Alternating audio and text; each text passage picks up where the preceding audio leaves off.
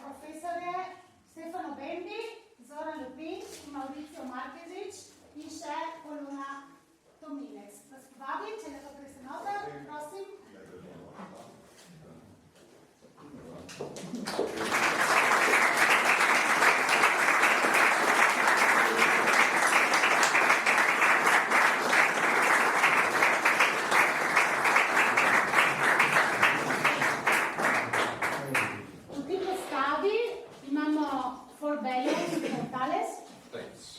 Hvala, da ste se odzvali našemu vabilu. Ponesli nas boste skozi čas in mislim, da bo lep večer in na glasba na kvalitetni ravni. Zoran je rekel, moraš dobiti eno lokacijo, da je inštrumentalno se čuje lepo, tako da je razbral, je rekel, da tukaj se da, tako da jaz vas bom prepustila v te glasbi. Hvala in lep večer vsem.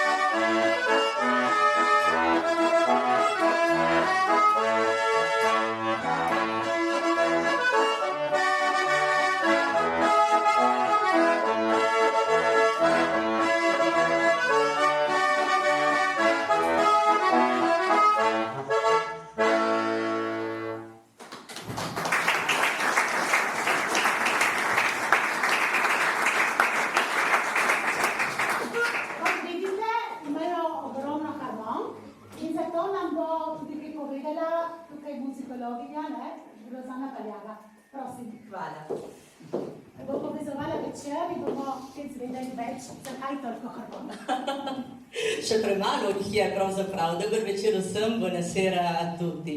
Torej, 4 mehi, 4 zgodbe, 4 bellows, 4 tales.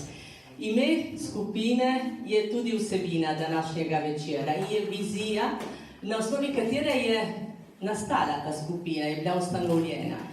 Zgodba je veliko okrog, pravzaprav me slišite vseeno, ne? Zgodb je veliko okrog teh glasbenikov in okrog teh inštrumentov. In današnji večer je namenjen ravno temu, da bomo skušali spoznati predvsem zvočne, glasbene in tudi zgodovinske svetove za vsakim glasbilom. Vsaka od teh harmonik je res zgodba zase in je vezana na določen čas, na določen kraj, literaturo in seveda mehaniko. Zato bomo poslušali tudi med seboj zelo različne skladbe in vsak od izvajalcev nas bo tudi z besedami vodil v svet specifičnega glasbila. Maurizio Markezič nas bo uvedel v prvo zgodbo.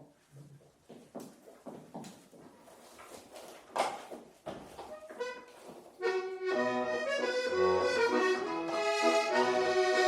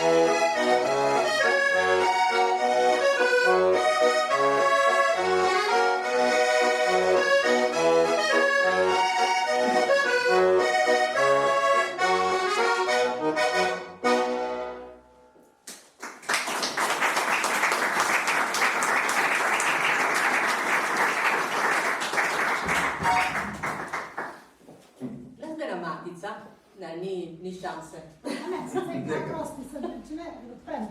Ja, Ne, se čuje. Slišite? Okay. Smo prišli do dogovora, soglasnega. Torej, Glasbena matica je spomladi izdala učbenik, ki je odprl na svoj način zaprto poglavje. In je bil učbenik o triještini, ki ga imamo tukaj na tej mizi. In s tem odpiramo to prvo zgodbo. Ta zgodba se začne pred 160 leti, ko je družina Ploner iz Val Gardene prišla v Trst. Ta družina je imela podjetje, izdelovali so harmonike in v tej delavnici je nastala tudi trieština. To glasbilo je doživelo velik uspeh. Se pravi, da niso je izdelovali potem samo člani družine Ploner, ampak je postala potem last vseh in so tudi druge delavnice začele izdelovati trieštino. Delavnice Richter, Rossoni, Pascucci, Razman. In trieština ni bila samo trieština, saj so jo igrali z velikim veseljem, je postala zelo popularna tudi v Istri, v Veneciji in celo v Venetu. Želja, da bi mesto Trst na novo odkrilo to dediščino in sicer inštrument, ki je utonil kljub vsej tej popularnosti v pozabo, je prepričala Zorana Lupinca, mojstra diatonične harmonike, da se je odločil za pisanje tega učbenika. V 4 jezikih, se pravi, da lahko beremo vse informacije v italijanščini, v slovenščini, v hrvaščini in v angleščini. Je tako. Ker je prepričan, da ta inštrument bo lahko doživel prerod in da bo postal lahko zanimiv tudi za nove generacije glasbenikov. Torej, zdaj bi govorili o trieštini, najprej s Mauricijom Markezičem. Trieština že v samem imenu poudarja neko avtohtono pripadnost, trieština. V vašem primeru, tvojem primeru, pa gre tudi za družinsko dediščino. Je tako? Ja, je prav tako, ker moji starši in nonoti in strici in cela familija, bi rekel, so živeli v slovenski Istri in pri njih so vsi igrali trieštinko. Tako da več ali manj vsak je imel svoje skladbe, ki je igral vedno, ne? In vem, da nono je igral, stric in tako dalje. In vem, da moj oče, ko je imel sveto Kajilo, je bila fešta in je on sam igral na svojo sveto Kajilo, ne? In torej to je zgodba, ki začne prav, ko je bil moj oče majhen, ne? In seveda zadeva se je ponovila spet, kada sem jaz pač začel tako gledati malo, kako te harmonike delajo, ne. Ko sem imel 4-5 let, sem začel igrati na harmoniko od očeta, ki je ta harmonika tukaj, ki ne zgleda, ima recimo tako, on je bil letnik 32 in ta harmonika je že obstajala in že igrala. Pred njim vemo, da ta harmonika je krožila po celi Istri, ker so jo imeli različni harmonikarji, ne, tako da tudi če ne zgleda, je njena zgodovina zelo, zelo dolga. Ta drugi inštrument pa, oba inštrumenta sta od Plonerja, to se pravi so. Ta je leta 1909, torej jih ima že nekaj pod klobukom, in ta malo manj, ne, tako da. In ta inštrument recimo mi je prišel tako, se je približal meni in pač nisem mogel drugače, kot ga kupiti in ga obnoviti, ker ni bil seveda tako, ne. In danes sem zelo ponosen, da lahko spet igram. Torej, en profesor, s katerim sem imel priliko se učiti bandoneon v Argentini, ne, je povedal eno zgodbico, zelo enostavno. Ni inštrument, ki sledi našo življenje. Smo mi, ki smo del njegovega življenja. Tako da so bili nekateri pred nami in pač in tako naprej. In mislim, da to se ponovi. Ja, res to velja za mnoga glasbila, ne? Potem imajo različne lastnike, če pomislimo samo na Stradivarke, naprimer, ne, ki so najbolj popularne med glasbili in celo potem nosijo ime določenega izvajalca. Se pravi, da se mi zdi, da del tržaške glasbene zgodovine je tukaj z nami danes s temi inštrumenti. Zoran Lupinski si odločil za učbenik. Kaj je sploh trieština in zakaj učbenik? Za inštrument, ki, če gledamo tako od zunaj, ne bi rekli, ja, verjetno ga ne bomo uporabljali prav zelo pogosto danes. Če dam primer, ista zadeva je bilo v letih 80 z diatonično harmoniko, vsaj na našem koncu, pa sploh v Sloveniji. Takrat sem jaz na Krasu verjetno bil edini, morda še kdo, ki je igral diatonično harmoniko in sem se tudi takrat lotil zapisovanja tonov, preštudiral, kako to funkcionira. In potem je bila možnost, v društvu v domu so se odločili, da bi to začeli s poučevanjem, da bi šole, takrat so bili 3 učenci. Zgledalo se skupaj klavrno, verjetno, da ne bo nič iz tega, ampak v roku par let smo prišli na 40. In občutek imam, da se bo štorija s to harmoniko ponovila, ker sem že začel s šolo, z dražnimi tečaji in vidim, da je kar že bilo lepo število, so jih naročili in upam, da bo šlo naprej, da se bo to igralo. Tako da, verjetno je to je nekaj kot oldtimer za avtomobile, to je neka posebna zadeva, ki nekoga, ne ve zakaj, ampak ga privlači. Imamo harmonike, ki so koncertne in tako naprej, ampak to imajo pa tudi nek šarm, neko dušo svojo noter, tako da privlačuje zagotovo. Ja, ravno ko smo predstavili učbenik spomladi, in prav ravno to je prišlo do izraza, da je inštrument z dušo in ki nosi tudi dušo mnogih izvajalcev s seboj v tej svoji dolgi zgodovini. Tukaj imamo tale učbenik, ki prej nisem povedala, ampak ga je notografiral in je tudi grafično oblikoval Fulvio Jurinčič, še harmonika, tudi on. Katere so skladbe? Kako ste izbrali skladbe, ki vodijo učenca do najboljšega možnega igranja tega inštrumenta? Učbenik je razdeljen v 2 dela. Prvi del je nekako spoznavanje not, gumbov, uvajanje v prvo igranje, leva pa desna roka skupaj in tako dalje. Drugi del pa je posvečen pravzaprav skladbicam. Držal sem se načela od znanega k neznanemu. Torej, najlažje se učimo to, kar mi poznamo. Torej, namesto da bi jaz navajal določene vaje, etude, številka 1, vaja številka 2, številka 3 sem raje dal noter skladbe, ki jih poznamo. In pobiral sem nekako od Dalmacije, Kvarnera, Istro do Veneta in do Furlanije. Tako da vse skupaj je, osnova so recimo skladbe, od najlažjih pa do malo bolj kompleksnih skladb. A glavnom so vse skladbe, ki jih poznamo, ali pa jih bomo še poznali. Ampak je bil en skupni imenovalec, pač je bila ta tip glasbe, določene skladbice recimo sem jih našel v Dalmaciji, z drugačnim imenom, tukaj na Krasu, ista melodija, pa drugačno besedilo in tako naprej. Torej, nekako tale inštrument je povezoval vse te narode, bil je skupaj imenovalec, Hrvate, Slovence, Italijane in tako naprej. In v tem je v določenem smislu zelo evropski in tudi modernejši inštrument, mogoče, ne samo zaradi zgodovine in narave, ki jo izraža. V tem smislu, absolutno. To prav predstavlja naš teritorij, Alpe Jadran tukaj. Bi šli v Istro?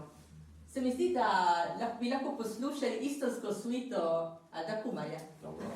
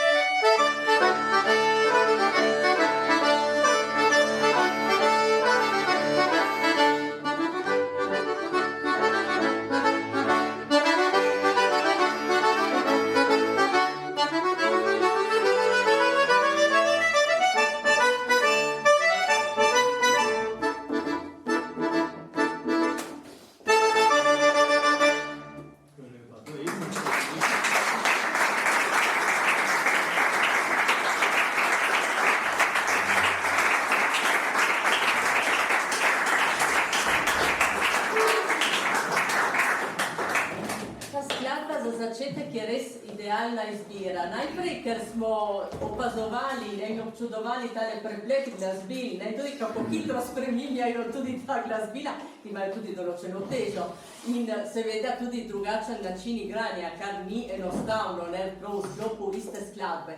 In tudi v resnici smo govorili tudi o zgodovini Triještine, ki smo jo omenili na začetku, ker poznate verjetno skladbe in odmeve teh skladb, ki smo jih poslušali v suiti. So skladbe, so hrvaške, so slovenske, so italijanske in v različnih stilih. In so tudi, prikazujejo tudi na določen način vse različne uporabe harmonike, ker so skladbe, ki govorijo o ljubezni, ki govorijo o naravi, ki govorijo o praznikih. Harmonika je idealna, jasno, za praznovanje, ampak kolikokrat so jo uporabljali tudi v cerkvi, namesto orgel, in kolikokrat je spremljala tudi druge prireditve in tudi druge trenutke življenja. Tako da zares, v resnici, ko smo začeli govoriti o duši nekega inštrumenta in o Triještini, ki je povezovala narode, to je bilo vse prisotno ravno v tej istarski suiti. Ampak smo že pri drugem poglavju, ker harmonik bomo črpali še druge. Zdaj bomo poslušali še dve skladbi, s katerima bomo lahko prehajali med različnima glasbiloma, ker imamo diatonično harmoniko na eni strani in bandoneon na drugi, se pravi, da bomo potovali res daleč, v zelo oddaljene kraje.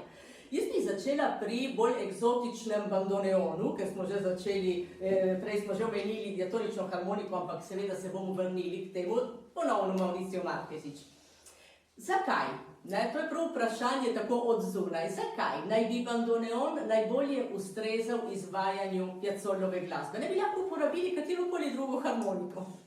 Sej, recimo, če gledamo zgodovino glasbe, recimo zgodovino tanga, na začetku, govorimo še recimo 19. stoletja, torej 1870-80, ko so začeli pač prihajati inštrumenti v Buenos Aires, recimo, se ni rabilo bandoneon, so bile recimo druge inštrumente, na primer flauta, ki zdaj sploh jo ni zrala, recimo v kvintetu.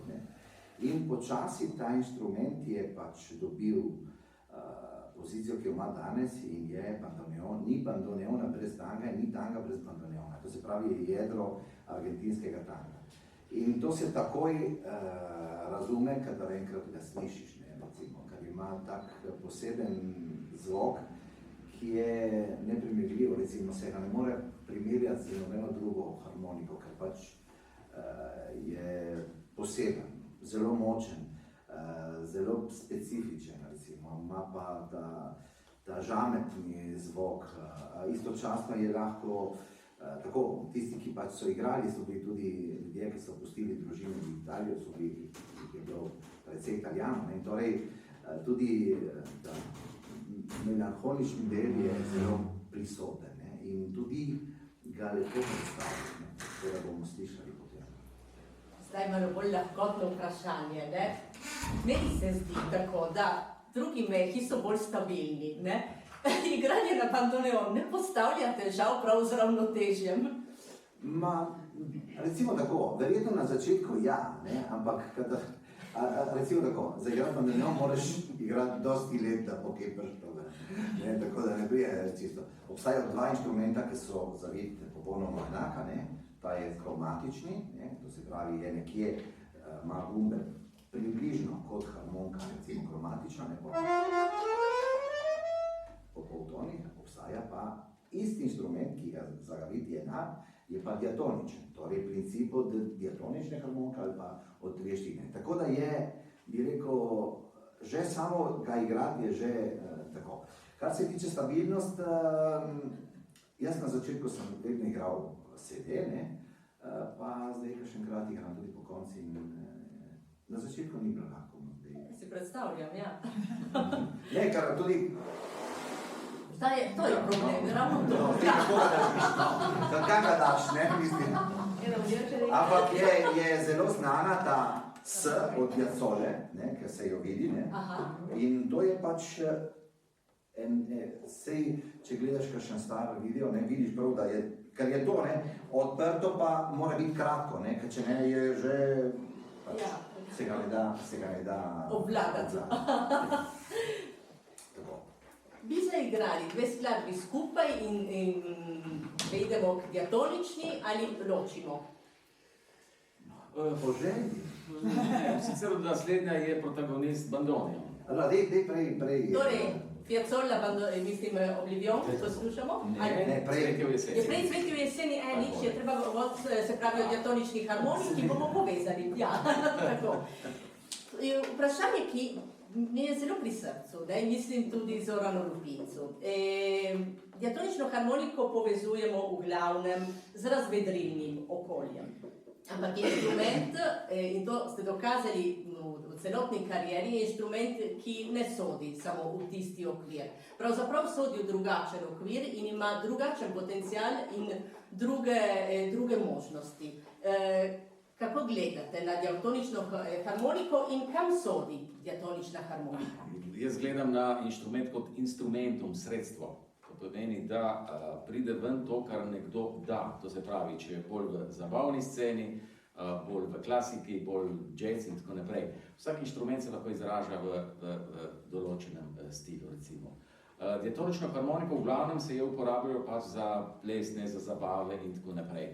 Ampak ravno tako proizvaja zvoke, ravno tako proizvaja note in lahko jaz jih uporabljam čisto na drug način. No, jaz sem se tega lotil, no, ne običnega načina, ampak sem se preizkušal tudi v drugih žanrih, že ko sem jaz pisal tako zvane polkevačke, so bile malo drugačne že takrat. In sem preizkušal skratka možnost tega inštrumenta in da se je od takrat do zdaj marsikaj kaj spremenilo in razvilo. No. Tudi skoraj bi rekel, že v koncertnem smislu nastajajo tudi skladbe, ne. In tudi ta zmes, recimo diatonična harmonika, da igra s temi inštrumenti, ki so pač pojem klasike, ne, tudi to moram reči, da kar funkcionira. No. In tudi na našem sporedu nimamo tistih skladb, ki bi si jih lahko predstavljali, ampak naprimer zdaj bomo poslušali Cvetje v jeseni, Urbana Kodra, potem pa smo že napovedali Oblivion.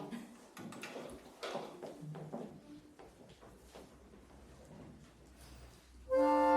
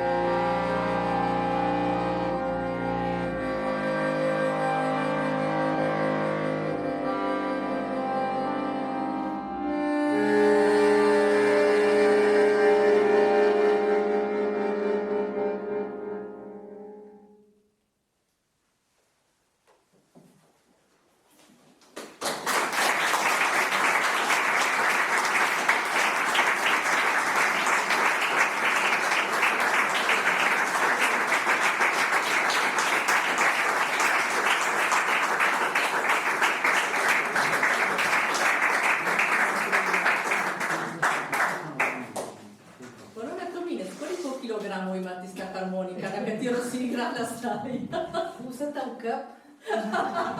Že kaže nahrano več. Ni to protesta. In potem rečejo vlijači. Dosti. Ma se splača. Ker gledamo različne tipe harmonik, zdaj naslednja protagonistka je gumbna harmonika. Ko govorimo, ko samo omenimo na tem koncu sveta bajan, v hipu to harmoniko povežemo s klasičnim in koncertnim repertoarjem. Torej, vprašanje za Apolono Tominec je samo naš vtis ali navada, ali je ta inštrument zares primernejši za bolj klasično literaturo? Pravzaprav ja, ker recimo, da brez izvzeti nič ostalim inštrumentom je ta najbolj popoln, v smislu po razponu tipk, saj pravzaprav ima več tipk kot ten klavir, torej poleg tega, da lahko igramo literaturo, ki je za orgle, za klavir, lahko tudi orkestrska dela.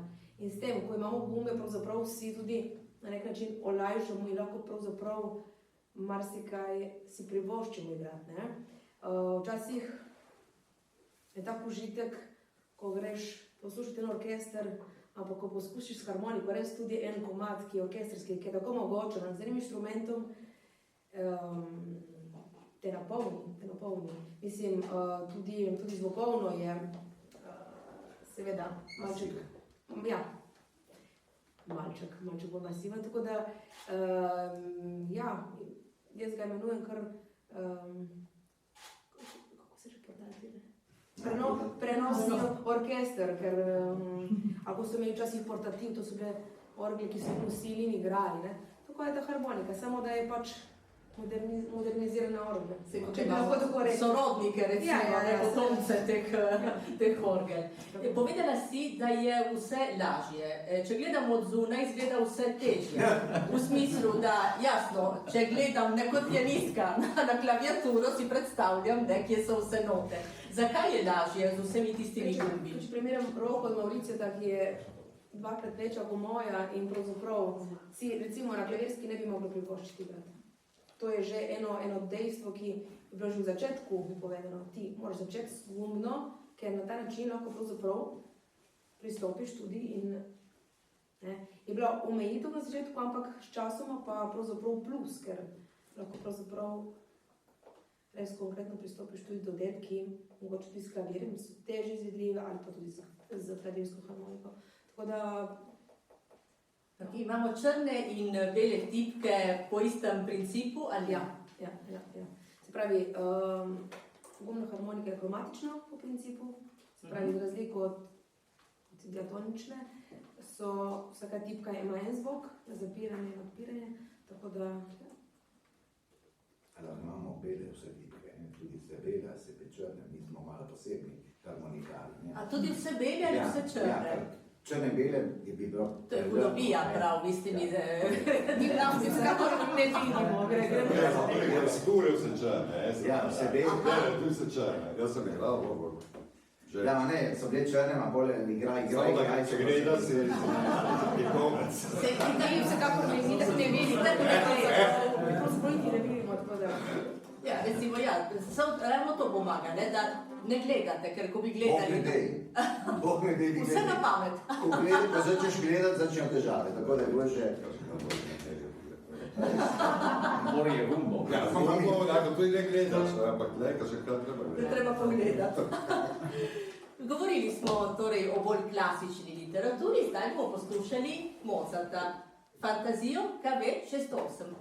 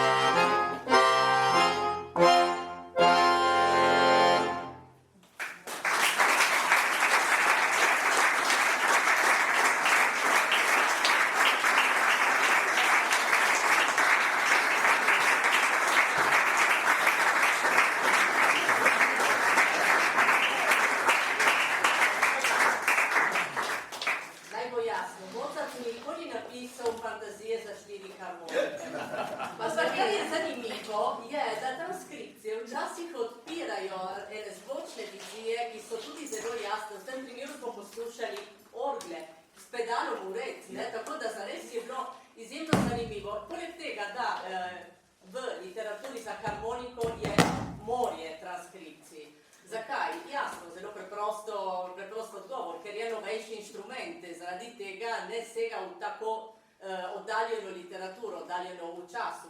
Se pravi, da je treba večkrat si pomagati z različnimi transkripcijami, ki so verjetno, ki predvsem iz literature za klavir, tudi za orkester. Tu je tudi za nekaj iz godalnega kvarteta, nekaj iz orgle, tako da so različne. Sem htio dodati samo to, ne, ta pedale, ne, od basa, ne vem, če ste opazili, jaz sem igral recimo 3 oktave istočasno, zato da imam tisto moč in globino v dorli. In seveda, z orglami igramo z nohami, ne, in tukaj imamo mi, hvala Bogu, klaviatura taka, ne, da lahko jaz igram, ne, če dam regir, torej 3 oktave skupaj, ne, zato je tak zvok. Ja, ker na klavirki bi bilo tako, tukaj pa do sem, no. Ne, še eno oktava. A še eno daš? Ja, saj vidiš, čim več oktav, zdaj ima tudi zelo glemur Ja, ma ne oktava, vidiš, kaj je prav tako zlato. Ja, da ne gremo na one druge oktave. teh različnih modelih harmonike. Zdaj ponovno tako bolj lahkotno vprašanje, ne? Skandalni Super 6. Zgleda kot nov model iPhona, verjetno, ne? V smislu, da verjetno več številk je, ne? In močnejši je inštrument, sodobnejši inštrument, je res je tako, recimo, ti modeli potem grejo te številke po vrsti na tak način? Recimo, da ta Super 6, ki je Vršenko moj tata, ko sem jaz študiral, in vsi, ki smo zrasli s temi inštrumenti, smo bili tudi srečni, da smo zrasli s temi inštrumenti, neskončno nima obdobja, saj dosti iščejo prav z tega letnika, 68, 66, 70 približno. Ja, do 70. Ker so vse ročno napravili, takrat so bili tudi ti delavci, ki so znali, so bili družine, ki so delali jezičnike, družine, ki so delali recimo mehi, mehaniko in tako naprej, so bili tako lepo obdelane, da sedaj je zelo težko jih dobiti. Ti delajo še, ampak bolj na industrijalni, ne? Tudi materialov, seveda, lesi, ki imajo, materiali in tudi je polno materialov, je les, je vosek, je železa, je koža, in vsega, rečemo vsega hudiča, lahko rečemo. In zato, to je super inštrument, vsaj prav zaradi tega, tudi zaradi transkripcije, ne, so se tudi razvili te inštrumenti, ne, mislim, da so harmonike se rodi tako, folklorni, popularni, potem se vse to lepo razvilo in seveda je bilo dosti teh umetnikov in inštrumentistov, ki so zanimali za ta inštrument in kar se tiče tudi barve, kar se tiče zvoka in seveda imamo na veliko možnost, ki malo inštrumentov imajo, da uporabljajo meh. Mislim, to je edini polifonični inštrument, recimo z dolgim zvokom, kot so trobila, kot so godala, ker lahko uporabljamo vsaj ekspresivno, ki ima meh, saj vse tudi razne tehnike tudi z mehom. Ne obstajajo drugi polifonični, niti orgle. Orgle imajo registre, seveda, lahko mezzoforte, forte, piano, gledaš vsem z registrami, ne, ampak nima to možnost, da mi lahko tudi, pod godala, ne, da lahko igramo, da lahko imaš ta, kako bi rekel, dinamika. Ja, to dinamiko, ne. Mislim, da kar se tiče tudi ekspresivnost, ker dinamika je lahko počasna, je lahko hitra, ne, odvisno potem tudi kako izvaješ. Seveda, tudi harmonika se rodi gumda, ne, ampak zakaj potem so tudi napravili klavirsko? Ker je bilo dosti teh pianistov, ki so spoznali harmoniko. So krivi pianisti. Ja, seveda, vedno. So se zarobili na inštrument, seveda, ko so šli igrati, ni bil na razpolago klavir, kaj so delali. So začeli igrati harmoniko, harmonika je popoln inštrument, ko malih je, in so začeli uporabljati tudi harmoniko. In seveda se je takrat rodila tudi klavirska harmonika, ki nima toliko obsega, malo lahko delati tudi stvari vseeno in tudi zelo lepih. Vidimo, da vi igrate brez težav na različne inštrumente. Je to običajno za harmonikarje? V smislu, vsak harmonikar ne izbere enega inštrumenta in ga nosi celo življenje naprej, ampak igra na različne inštrumente, ali je to vaša osebna izbira? Mislim, da ta je naša specifika. Vaša specifika. Tako bi rekel, lahko kakšen harmonikar, ja, igra bandoneon, recimo, ne, ampak mi igramo bandoneon, imamo triještine, imamo diatonično, imamo bandoneon kromatični, imamo diatonični in to vsak inštrument je kot če bi igral klarinet in viola in so po principu so podobni, ne? Ma tista, če ne znaš jo igrati, jo ne igraš. Ni da rečeš, znam igrati to, bom igral tudi to. Ne, čakaj malo, ne? In isto, če znam igrati to, ali igram to, itak je diatonična ta, lahko tudi bandoneon, ne?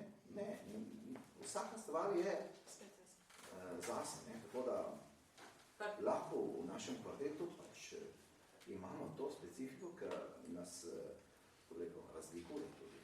To je, naše ime je 4 mehi, 4 zgodbe, ja, to je kaj več. 4 zgodbe, namreč, ker vsi 4 imamo za sabo različno izkušnje, glasbene izkušnje. No. In zaradi tega je tudi toliko teh inštrumentov, vse, ki je nekako specialist v nekem stilu glasbe, to smo mi to združili, zato so 4 zgodbe, no, približno. In ste vedeli že od samega začetka, da bodo vsi ti inštrumenti kompatibilni? Zdaj moram povedati, kratko, kako se je to zgodilo. Ne, recimo, ja, kot profesionalne izkušnje smo imeli različne izkušnje, potem seveda vsak nas je šel kam drugam, ampak moramo reči, da tudi smo imeli isto šolo, ne, približno. In to je takrat, mi smo študili leta 70, leta 80, tudi kakšen tudi prej, so bili štiri učitelji zelo znani v Trstu, mislim, takrat smo imeli tudi komprečno Miramaren, je bilo nekaj čudovitega, kaj se je zgodilo v tistih letih. Mi smo badili, smo študirali, smo igrali dosti, pa prav dosti. Tudi kar se tiče literature, ne samo, mislim, ure, študije in tako naprej. Dobro, kaj se je zgodilo? Se je zgodilo, da v gostilni na hišo, te gostilne, mislim, prav, da sproti moje hiše, kratko. Mi smo še naročili za... Šef. Mi nekaj smo se videli, pa se nismo videli dosti. Mislim, smo se nekaj, jaz z Mauricom, Zoran, dosti let, nisem videl, ponovno nisem niti spoznal. Ja, sem spoznal po imenu, ma nisem niti spoznal. Ampak tam mi je rekel, ta šef, ki dela tudi dobro pil, da vsega, dobro točate, mi je rekel, ljubi dosti glasbo, ne igra nič. Ma ti mi bi lahko dobil eno diatonično harmoniko, ker tako vsi fanti, ker vsi nimajo inštrumenta, noben nima nič, tako ko pride, dobijo že inštrument in tam igrajo. In sem rekel, poglej, poznam Zorana, ne, sem klical Zorana, potom, korporacija, nismo še predvsej, Zoran, kako si, imaš eno harmoniko? Ja, imam diatonično harmoniko, zgodovinsko, ok, prinese harmoniko. Tisti isti dan ta šef mi reče, ma bi kupil, ne bi kupil, kaj bo rekel ženi, jaz sliši, takoj jo kupi. In kaj bo rekel ženi, potem kar pride na misel, ma veš kaj, bo rekel, da sem kupil zajne, da šenkam. In takrat je bilo lepo, ker se je to je bilo malo pred COVID-om, da se je vse zgodilo.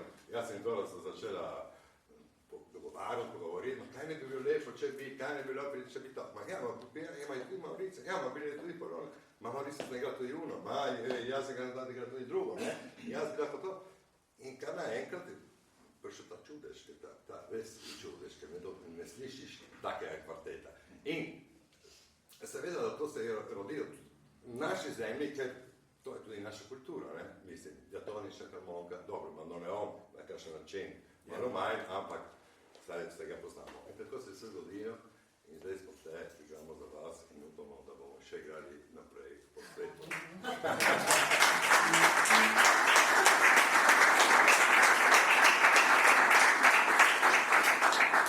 Zdaj, ko smo odkrili, da ste bili najprej vi kompatibilni, potem pa še inštrumenti zraven, bomo zaključili z glasbo, ne z besedo, tako odslej bomo imeli samo 3 skladbe in vsaka bo ponovno svet zase.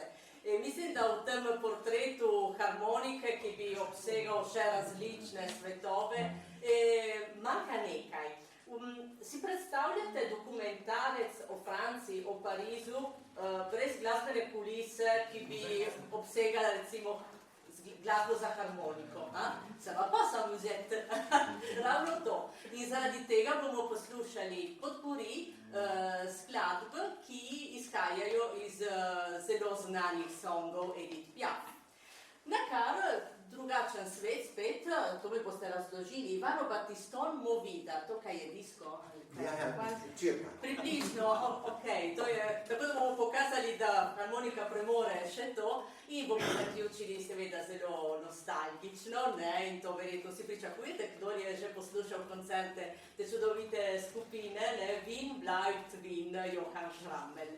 Torej, še enkrat hvala for Bellows for Tales, predstavimo spet vsakega posebej, Mauricio Marquezič, Polona Termine, Stefan Breznik.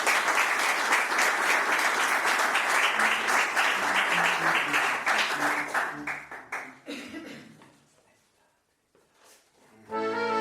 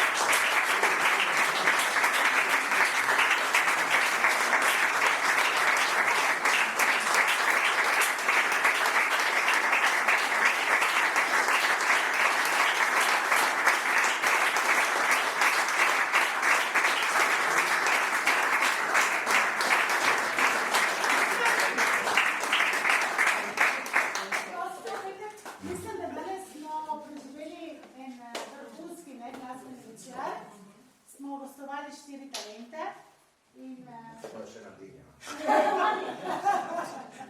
in se res zelo zahvalim za tale večer. Zdaj bomo imeli majhen prigrizek in eno kavo. Kaj je bilo malo? Tako da si lahko še ogledate, receptki pripravimo razstavo od Jasne Košuta in Metoda Krizetika. Prosim, počakajte en trenutek, prav? Tako. Hvala. Hvala.